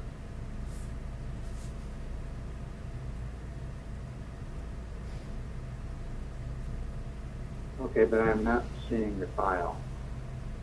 Are you in Sent to Me? Oh, shared with me. There we go. I do that all the time. That's the only reason I need to suggest it.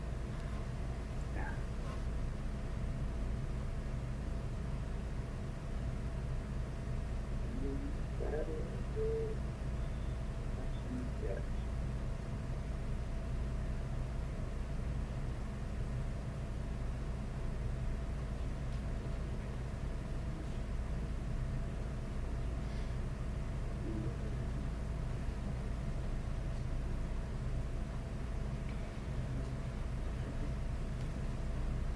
It is not showing up here.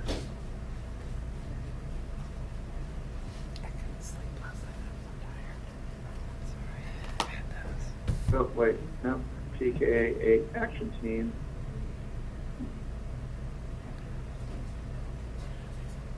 Okay.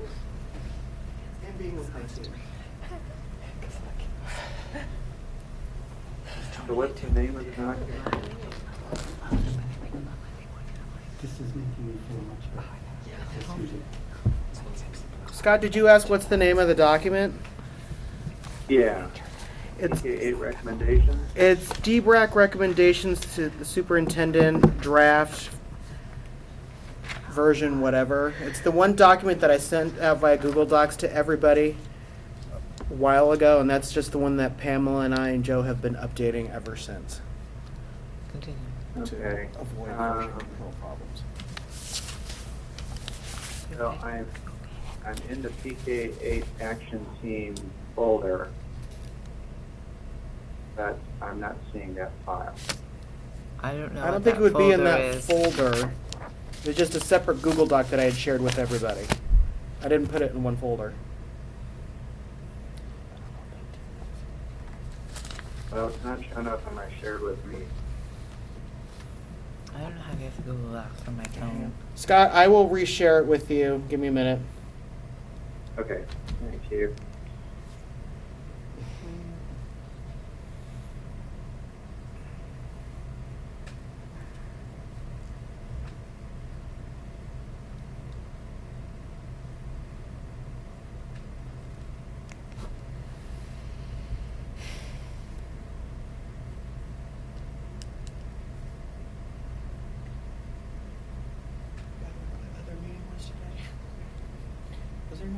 Mm-mm. At 4, At 4, what was that?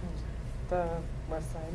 and No, that's Summer. tomorrow. Oh, it's tomorrow? That's tomorrow. And I thought that Yeah. Joe said he wasn't gonna hold the meeting, he was gonna do everything on email?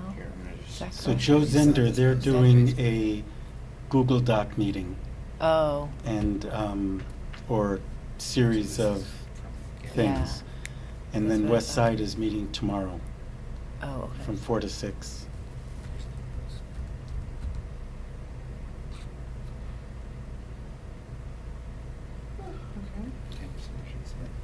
Tony, did you confirm, is that West Side meeting tomorrow also in Lazama?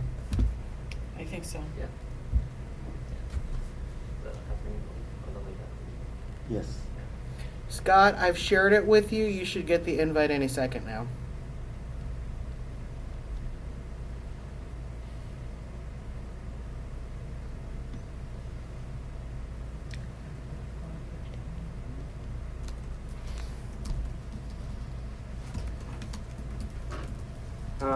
Google Docs encountered an error.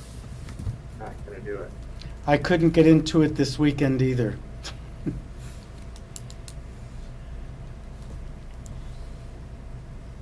How long are you guys breaking for? We don't really know. Erin's furiously typing in edits, and then we'll bring back edited. We can have her email it to you, Scott, as a Word document, so she can pull it out and. Or maybe somebody else can do I that don't right know. now. Or I can do it when she gets back here. I can email it to you as a Word. No, I'm just gonna drive over. I'll see you in like 15 or 20 minutes. So we may not be going much longer than 15 or 20 Right, minutes. I just, Okay. I'll hold the phone then. But you're welcome to come over anyway.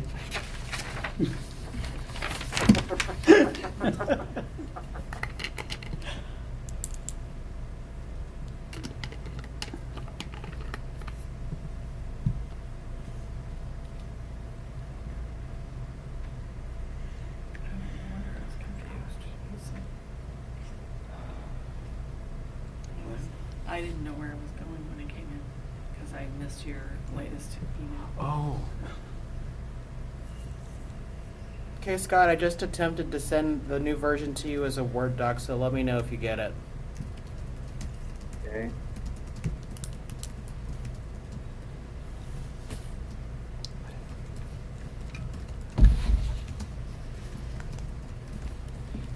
Yep, got it. Cool.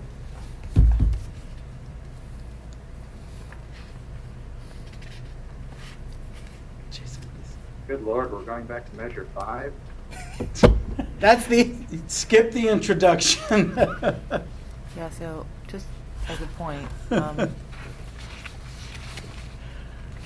Scott, start with page 7.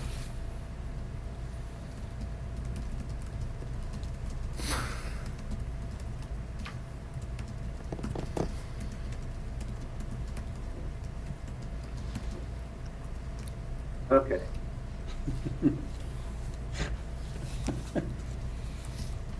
Yeah, Alice. Tell me it's my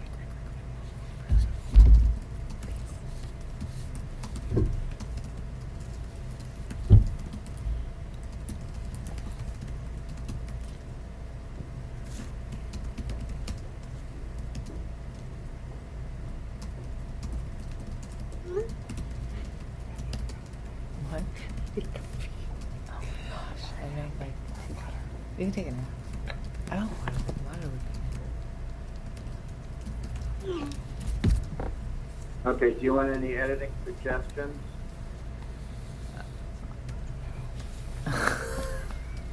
Of course. Except for Erin's not in the room. Can you, do you have a Word doc? He's got the Word doc. Maybe you could you could just type in your Word doc and, I mean, are they specific or are they conceptual? No, this is some actual wording. I'm sorry? It's actual wording. I would type in your suggested changes in the Word doc and send it back, because then we can, so we don't have a version control issue. Right. I mean, Okay. actual wording is easier than, like, if you have conceptual issues, then we should all discuss them. If you have specific wording, it's best to send them in and then Erin can incorporate. And if there's conflict between what's been discussed and those, she can call that out to us. Right.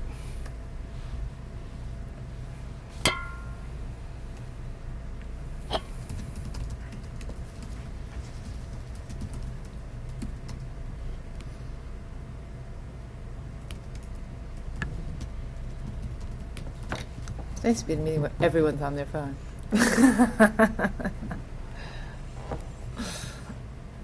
This is like my Saturday night at my house. Sunday night we required a family game. After Saturday night, we also have to like. Yeah, we're like that at restaurants. It's really embarrassing. Oh, restaurants! All three of I us. start. I'm like, if I'm going to pay for this meal, you better talk That's to me. really Either we're all on our phones, or they're talking about soccer, and I'm just like, okay. Well, we have one talking about John is soccer. nodding because he knows what that's like. We have one The talking about incessant soccer, and one talking about technology, and then one talking about soccer, then one talking about technology, and they're like concurrent conversations, neither of which I understand. Are they talking to each other? Well, yes, but they're talking about different topics. For a while, I was like keeping track of the soccer conversation, and then this committee heated up, and I lost my ability. Totally. And so now I'm like just out of the loop. It's like, oh my So God. I sort of feel like, so those of you who have teenage kids, you know, it's like your kids grew up with the emergence of these things, and so now people like me who have little kids, we are able to know what the effect of this is, and so we can implement like preventative strategies. So like when we go out to dinner, I don't know nothing. Like I started the whole down that path of like, oh, here, play a game. Now it's like I'll put up with the bad behavior. I'll Yeah. put up with the jumping around and stuff just to not allow keep the expectation that when we go out to dinner, you're not gonna. Yeah, we definitely have that. And we put them, all of us put them away. Like adults have to model the behavior and everything, and so it's. Yeah, that's where we fall down. Is we're bad. We're at the Well, Yeah. yeah, it takes a lot. It seriously. I mean, it takes a lot, especially Sundays where they're. I mean, my two, you guys have seen. They're like high energy boys, and there are days where I'm like, all right, I'm just getting out the iPad. Yeah. With Well, you, I was nothing- thinking more about the soccer talk, but. Oh, soccer. Oh, we can talk soccer. Not all the day. technology. They want to talk soccer. We will Yeah. talk soccer all day. We have the like, all right, let's stack the phones. Yeah, right. Yeah. And then the worst part is bedtime, when you're like, I need to see all your electronic devices in the hallway before you go to bed. Because, I mean, we used to sneak reading all the time, but you had to have a Yeah. light on to do that. So you could monitor it better. But you can turn all your lights off and like, We have like a no chargers upstairs rule. oh, So that's that way, so if you keep all the chargers How- downstairs, then you can't. I mean, because at some point your So phone's how dead. do I'm too you- old and too tired to do all that. so how do you, so this is my alarm clock, is my biggest problem with Oh, that. I know. have my clock radio from 1985. It's a Sony, and it's still like it's totally functional. I think we had those. We have them, but yeah, I'm still the alarm Yeah. clock for my children. Which No, is it's the Me too. terrible. Me too. Hello, if you don't get out of bed, you have to eat school lunch. And the funny thing is that the day that I was sick last week, I woke up my daughter once and I said, I can't wait to beat you up again because I'm sick and I'm going back to bed. And about a half an hour later, when I got up to go to the bathroom, she was downstairs eating breakfast and like earlier to school than she ever would, like usually is. Wow. Well, my mom, because she had to do it herself. Because usually I just nag her. Mm-hmm. when my mother-in-law was staying with us when I was ill, she would have the kids out the door like 15 minutes earlier than I ever did, and they were totally compliant. And it's just a game. Like, I mean, it's a game. I was like, wait, they leave at 7:30, and she never yells. How does this Can you send happen? her to my house? Don't worry, she's coming when back. Ari I'm was having in- surgery, and I'm like, okay. When Ari was in preschool, he like at one point the preschool teacher was like, "Why do you keep sending him in pull-ups? He's totally potty trained." We were like, "Really?" Wait a second. Why? He's I potty just turned trained. the volume down because people are. Oh yeah, we're not just even having a noticing meeting this. right now. Okay. But that's Yeah, we're good, just 'cause waiting I'll for know. Aaron to get done. So when That she is comes so- in, I'll turn it back. Yeah. So not for us. Yeah, that's the worst, Hey, and you so figure are out how you to looking yank in your for chain. Thursday for that? Yeah. That thank you He's thing selectively for master potty plan trained. committees. Are you still looking for Thursday? Well, now I'm looking at That's a good Wednesday. exercise Okay, that in would be setting the good. Thursday, expectations. okay. So then if it's Wednesday, then yeah, it sounds like I might be able to get that locked in. Okay. It's gonna be $1,000 and they're gonna split the invoice, one for food, one for. Yeah. No, that's They- totally, that's yeah. true. Yeah. Okay. no question. Well, they Perfect. sound Where? like Yeah. you can always tell how in their turn. I don't know yet, either Bridgeport or Widmer. Around other people. I can't remember which one Oh, is yeah. which. Okay, that's great. Okay. Well, at least they act around other people. Like, we gotta look at the positive. Yeah. Like, I mean, honestly, at least they know how to behave in public. Then we can work back to the private part. It was worse when they didn't know how to behave in, like, a public. So, can I just ask the two of you, so Jim hasn't sent out the final agenda, but they've added time at the beginning for each of the 3 subcommittees to do a brief presentation of how they got to where they were, answer clarifying questions only. So do you guys feel like you're ready to? So I think that our charge between today, and we'll get as far as we can when Erin comes back, but obviously it'll be a Google Doc, is where we have issues to get into the Google Doc, edit till we feel that on Thursday, and this is a proposal, I guess, but on Thursday we can say our subcommittee has consensus on this. And if there's things we need to clarify, so we can learn from the clarifying questions, but that if you're, I mean, I don't know, like, part of me feels like we have to have a certain amount of trust that if there's a ton of clarifying questions, then there's area of clarification, but we have to get to some form of vote. Mhm. So, Yes. so if there's a lot of clarifying questions we could take under advisement that we need to clarify something. I mean, if there's something's unclear because we're too close to it, but basically we have to trust that each other's done the right work. I don't know. I mean, In I the don't know. subcommittee? In the subcommittees. I don't know. I think that's right, and our work is, the questions we're raising are ones that I think folks raised as a full committee last time, so there's been a lot Yes. of buy-in to this. So at least my hope and expectation is at least that there is an updated version 3 that everyone reads tomorrow. That's with a right. good 24 hours to read and say, okay, have my questions been resolved? Can they get answered in clarifying questions? Because the ideal is, I would like to call for a vote on this package Thursday, and this, because for me, I'm looking at, are we good? What needs to be included in future work and whatever that looks like?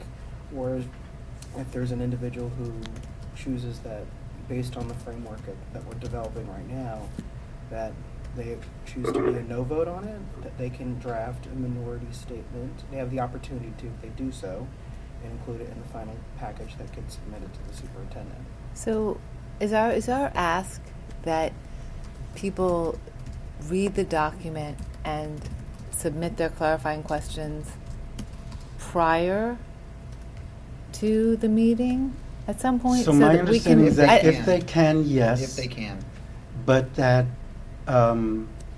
there are people, first of all, it's a really short It's turnaround time. That's why I'm asking the question. And so that's why a small amount of time, and I'm thinking the 3 leads, you, Joe Zender, and who's leading West Side?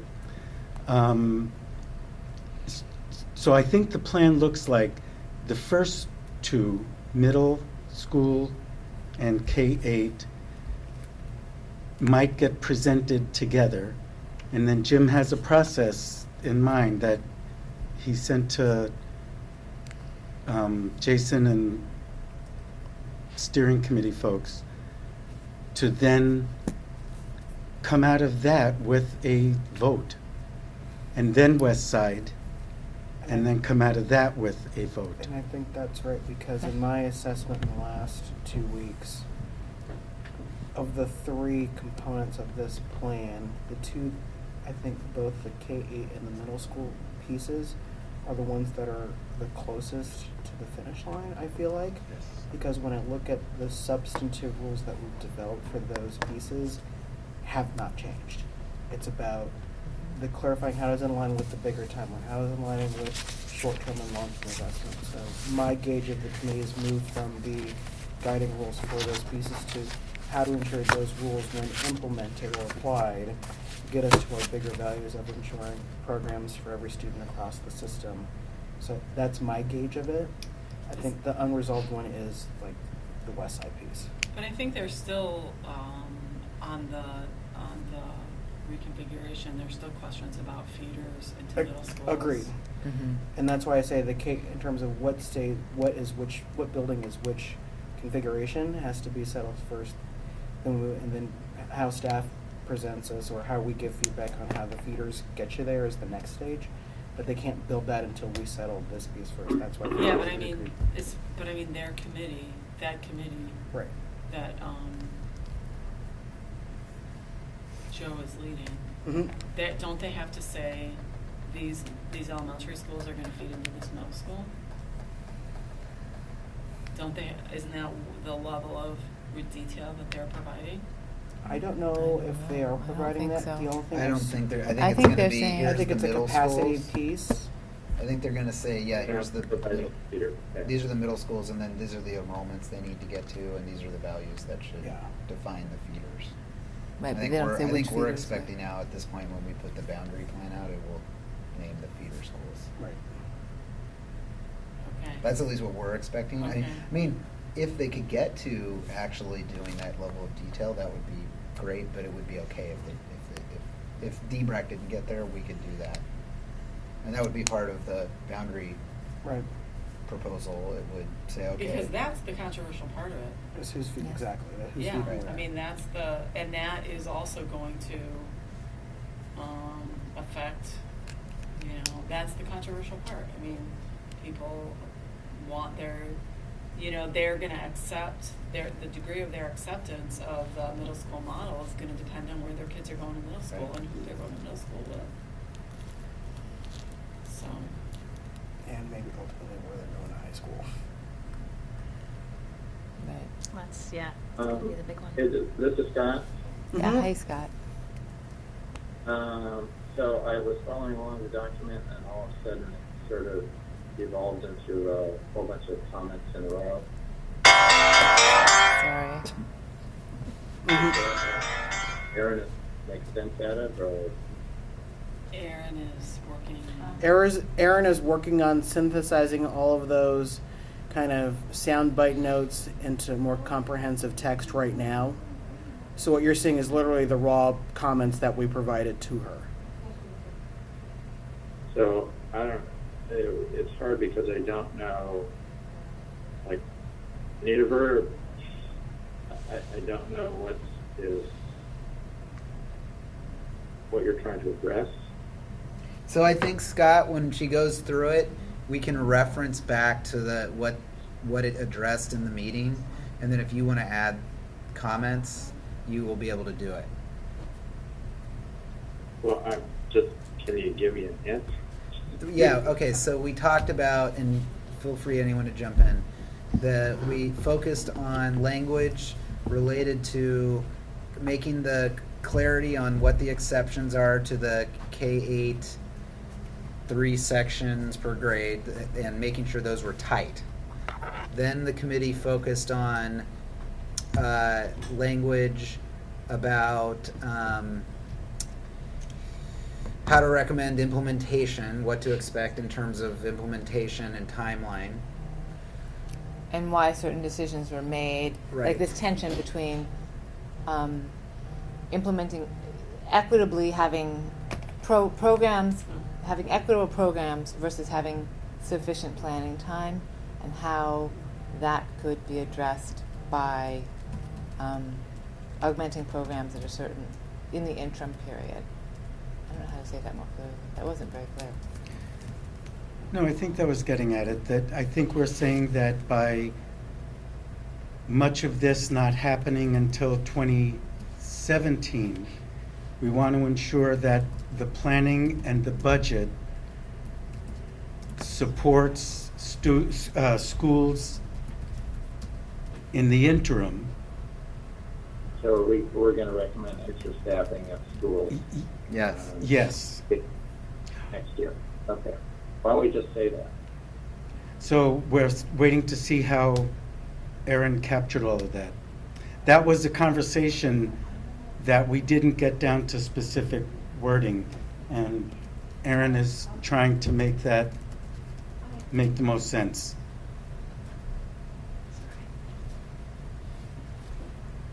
Okay, I just appreciate it. But, okay.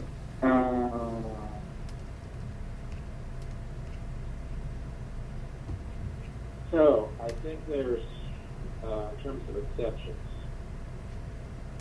I think there's going to be two other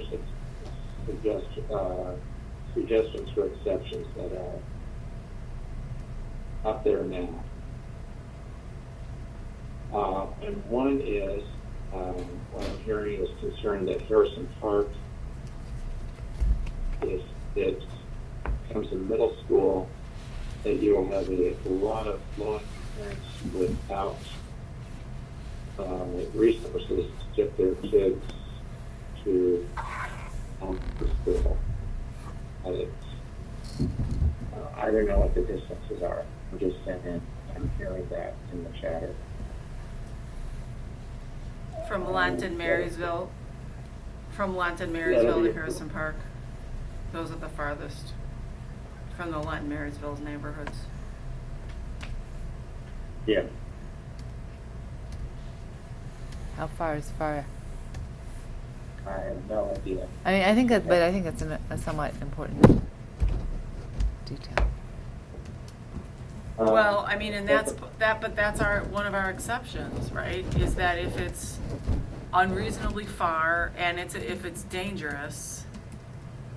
So, are you suggesting, Scott, that there should be a different kind of exception? Well, commute time, I'm not sure exactly. This says a commute time consistently greater than 1 hour. Well, I mean, I guess my concern, excuse me, is the more exceptions that we create, the harder it is for us to create equitable programming, because it creates more loopholes for different communities to claim the exception. And so understanding that most It people doesn't- like doesn't their matter if existing, community create or say they want exception. What matters is what is the guidance that we're giving TPS. you're breaking up a little bit, so Okay.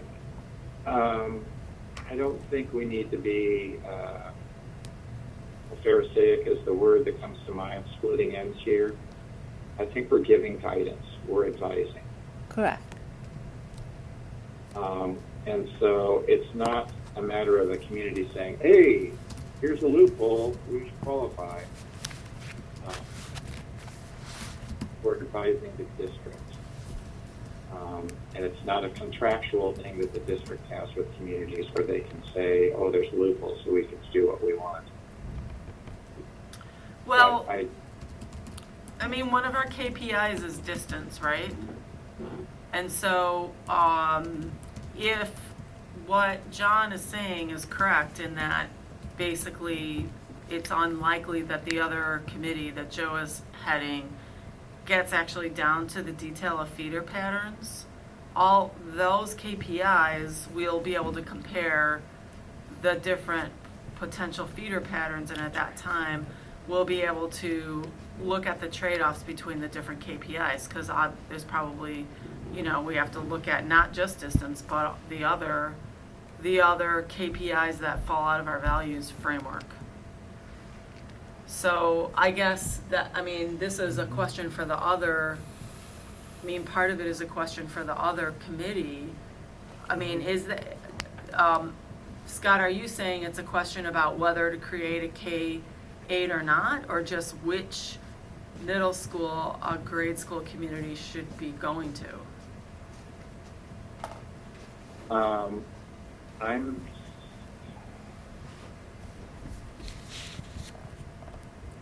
I'm saying if we take an equity lens and converted K-8 to middle school, that places a lot of hardship on lower income families getting their kids to the elementary school that they're going to be bused to, because their elementary is now a middle school. We ought to think about that.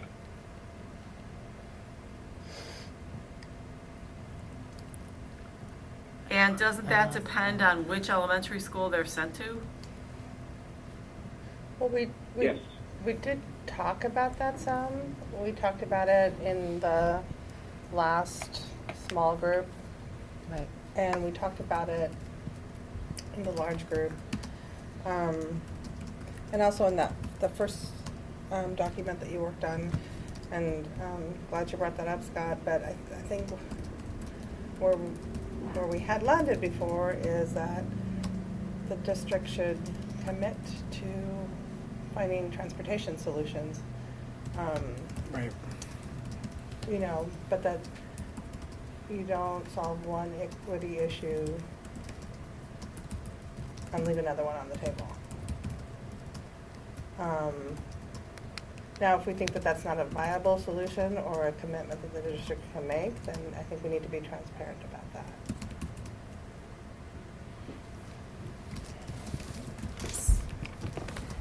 So an example of how that works in our neighborhood, which is not a neighborhood that has a lot of historically underserved families, but our middle school starts an hour later than, at least 30 minutes than the latest elementary school, and sometimes an hour and 15 minutes later than some of the feeder elementary schools, because they're on different bell schedules.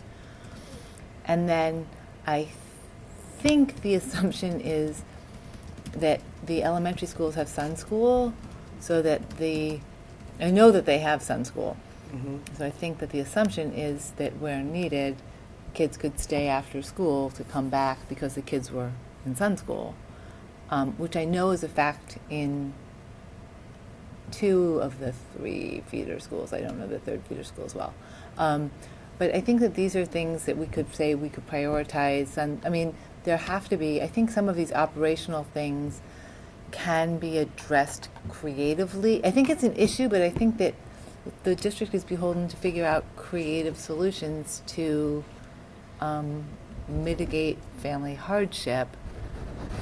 And they're not always budgetary. Some of them are operational, or some of them are, I mean, I don't know how you solve these problems, but I think if thought about the equity issues, that operations can solve some of these issues through bell schedule timing or through prioritizing families into Sun School, or doing certain things that would hope to mitigate some of the inequity. Or Alice and I were talking about, if you had all of the parent-teacher conferences at a community center, if you split up a K-8 school, then, I think that was Alice's idea, then families wouldn't have to travel between different schools to go to different parent-teacher conferences, which creates issues for families. So again, an operational solution that is not costly, may have some cost, but may not be highly costly, that would mitigate an issue that we've heard from specific, and I don't know if these are the right solutions, but I think there's areas where we can think creatively about operations where we can mitigate some of the impact if we looked at that element of the puzzle. And the bus route thing is The bus route huge, thing is because I know huge. when, and it would, I really think it would be worth talking to Rigler neighborhood parents, because they were a K-8 and then they became a K-5 feeding to Beaumont, and they're a largely Latino It's a good idea. neighborhood, catchment Latino and Somali, and then I think it's 60 or 80% kids of color, but mostly Latino. And I believe the district redid the bus route so that there was a stop at Rigler, so older students could walk the younger students to Rigler, and then the bus would pick them up at Beaumont and take them to Beaumont.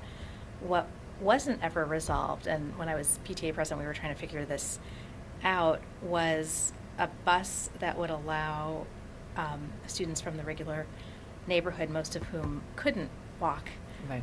to Beaumont, other than the kind of the wealthiest section of that neighborhood, to be able to stay for after-school activities, including sun, including dance, or to come before school to meet with teachers, because a lot of the extra teacher time happened before school, and so that was like the thing that we were really working on, like could the PTA then pay for buses? Like, did we have enough money in our budget to pay for buses for before and after school? And, So I, you and we know, I don't- didn't, and then right, we of were like, well, course. district, can't you figure this out? Because it needs to happen.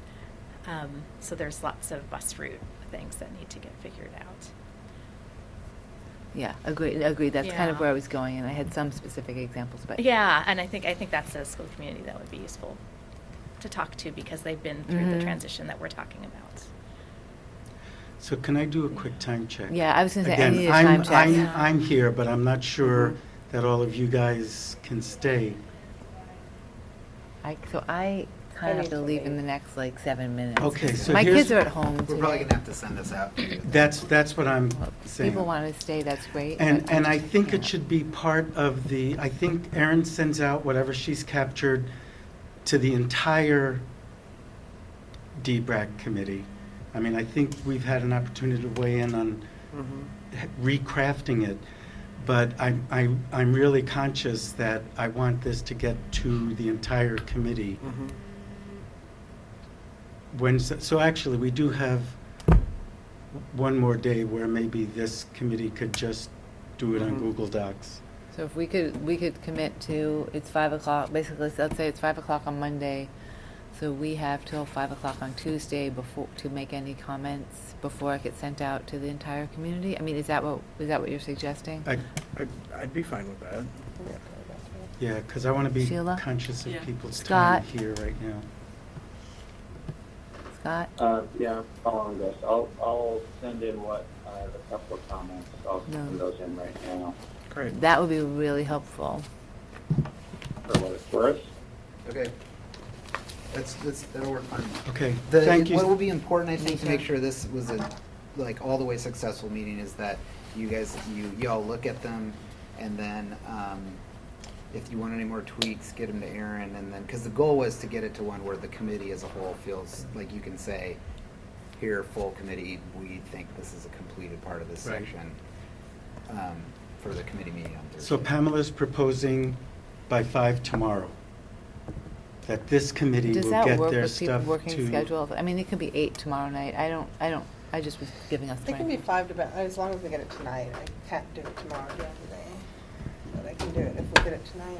Erin said 10 minutes, And- which is. and I is think that you'll- I okay? think Yeah. that won't be bad. Nisha, is that okay with you? Yeah. Scott, does that work for you? If you get something in 10 minutes, For the, and then you can add your comments, and we'll all be able to see them? Yes, and we may have comments on it. Yeah, then too. we'll all be able to Yeah. comment. Perfect.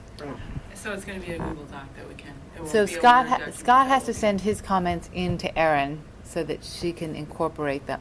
Does that make sense? Because you're working on a Word doc. You'll have to email that to Erin. Yeah, and I'm going to suggest it goes out Google Docs, but Yes. also Also Word, because I couldn't get into it yesterday. I was able to today, and Scott had trouble getting into it just now.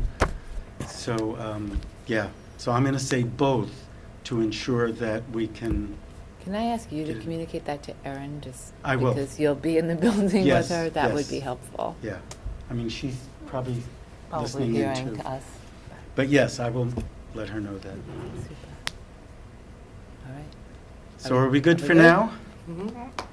okay, sounds good. Thanks, Scott. I Thanks, really Scott. appreciate you getting in after your meeting. Take care.